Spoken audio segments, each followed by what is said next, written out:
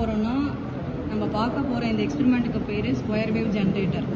Square wave ஜென்ரேட்டர்னால் நம்ம வந்து நார்மலாக ஒரு ஸ்கொயர் வேவ் ஃபார்மை ஜென்ரேட் பண்ணுறோம். அதுக்கான சர்க்கியூட் வந்து இப்படி இருக்கும். இந்த சர்க்கியூட்டில் பாசிட்டிவ் ஃபீட்பேக்கு, சரிங்களா, பாசிட்டிவ் ஃபீட்பேக்கு இது ஒரு 10K போட்டாச்சு, இது ஒரு 10K போட்டாச்சு, இது கிரவுண்டு. இந்த பாயிண்டில் அவுட்புட் எடுக்கிறோம் பி. ஸோ இந்த இடத்துல இருந்து ஒரு ரெசிஸ்டரை கனெக்ட் பண்ணுறோம். இந்த ரெசிஸ்டர் வந்து நெகட்டிவில் கனெக்ட் பண்ணியாச்சு. அதுக்கப்புறம் இங்கேருந்து ஒரு கெப்பாசிட்டர் இப்படி கனெக்ட் பண்ணுறோம். இது எடுத்துக்கிறோம் 10 nF. இங்கே வந்து 100 கிலோ ஓம்ஸ்னு ஒரு ரெசிஸ்டர் எடுத்துக்கிறோம். இதுதான் சர்க்கியூட்டோடைய செட்டப்பு.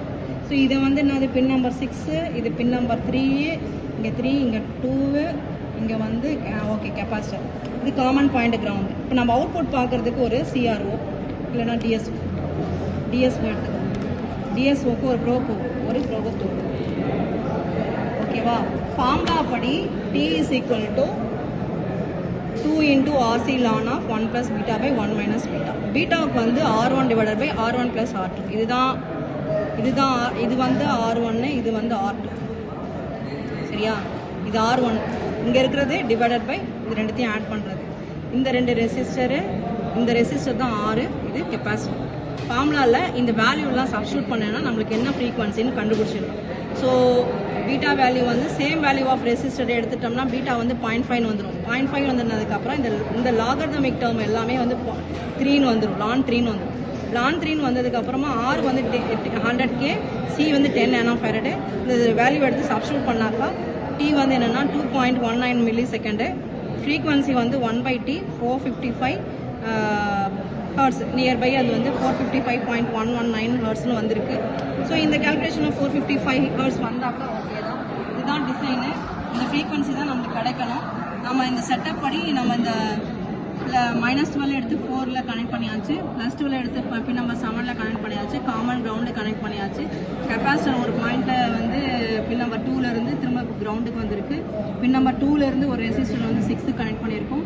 பின் நம்பர் 3லேருந்து ஒன்று கிரவுண்டுக்கு வந்திருக்கு. பின் நம்பர் 3லேருந்து ஒரு ரெசிஸ்டர் 6க்கு கனெக்ட் பண்ணியிருக்கோம். ஸோ இந்த கனெக்ஷன்ஸ் எல்லாம் பக்காவாக கொடுத்தாச்சு. ஐசி நம்ம யூஸ் பண்ணுறது வந்து 741 ஐசி. அவுட்புட் பார்க்குற இடம் வந்து பின் நம்பர் 6. இந்த இதில் ப்ரோபோடைய காமன் கிரவுண்டு இது எல்லாமே ஒன்றா கனெக்டட் ஆகிடுச்சு. ஸோ இப்போ நம்ம பார்க்குறது பார்த்தீங்கன்னா அவுட்புட் இது ஸ்கொயர் வேவ். நம்ம இப்போ மெஷர்மெண்ட் செக் பண்ணிடுவோம். மெஷர்மெண்ட்டில் போயிட்டு சேனல் 1 பார்த்தீங்கன்னா ஃப்ரீக்வன்சி பாருங்கள் 440.45 வந்திருக்கா. நம்மளுக்கு வந்து 455 நியர்பை எக்ஸாக்டாக வந்துருக்கு. 2.2 வந்திருக்கா. இங்கேயும் வந்து நம்மளுக்கு 2.19, அதாவது 2.2 எக்ஸாக்டாக நம்மளுக்கு வந்துருச்சு. ஸோ மெஷர்மெண்ட்டில்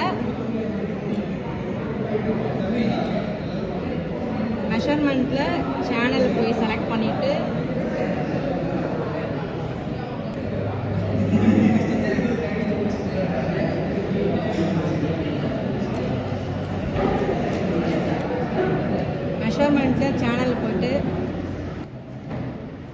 மெஷர்மெண்ட்டில் சேனல் 1 செலக்ட் பண்ணோம்னா ஃப்ரீக்வன்சி பார்த்தீங்கன்னா 441 வருது. நம்மளுக்கு வந்து 455 வருது. ஸோ வந்து உங்களுக்கு எக்ஸாக்டாக வராது ப்ராக்டிக்கலாக, பட் உங்களுக்கு வந்து நியர்பை வேல்யூ நம்மளுக்கு கிடச்சிருக்கு. ஸோ நல்லா செக் பண்ணி பார்த்துருங்க கூட. சேனல் 1 ஃப்ரீக்வன்சி வந்து 2.26ன்னு வரும்.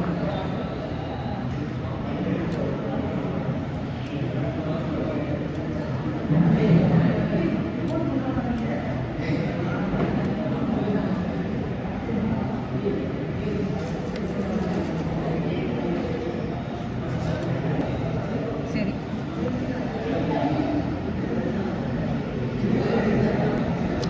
ஸோ மெஷர்மெண்ட் நம்ம செக் பண்ணுறோம். மெஷர்மெண்ட்டில் போயிட்டு சேனல் செலக்ட் பண்ணிவிட்டு ஃப்ரீக்வன்சி பார்க்குறோம். 441.0 வருது.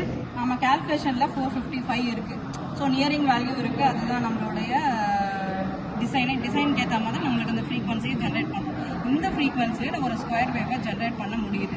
ஸோ இந்த சர்க்கியூட் ஆப்ரேஷன் ஆம்ப்ளிஃபையரை வச்சுக்கிட்டு நம்ம ஒரு ஸ்கொயர் வேவ் ஜென்ரேட் பண்ணுறோம். இந்த மாதிரி சர்க்கியூட் தான் ஃபங்க்ஷன் ஜென்ரேட்டில் இருக்குது. அதை வச்சு நம்ம வந்து ஃபங்க்ஷன் வந்து ஸ்கொயர் வேவை நம்ம எடுத்துக்கலாம்.